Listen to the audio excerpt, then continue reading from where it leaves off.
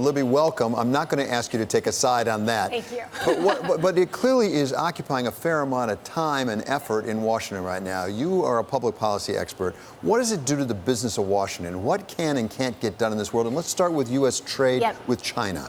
Yes, so we think there's sort of bad and good on the trade front as it relates to impeachment. I think on the not so good, it does relate to U.S.-China relations. Of course, the Chinese delegation is coming to Washington next Thursday, Friday. My view is this weakens the U.S.'s negotiating power, at least the perception of their negotiating power as it relates to the Chinese. Of course, David, as you know, we've been negotiating now. This is going to be the 13th round of trade negotiations. The things that are on the table are really big structural issues that the Chinese have been very reluctant to make any sort of concessions on.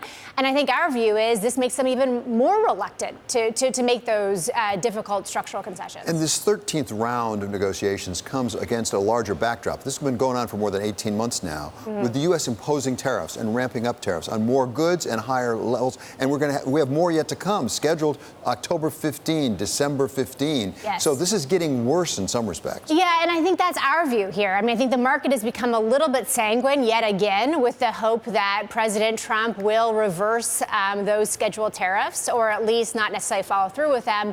However, I just think the bar is going to be very high for him to postpone those decisions.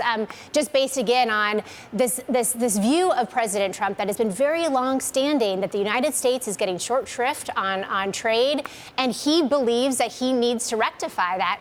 And at this point, the genie is sort of so far out of the bottle that I think that a reversal seems very unlikely.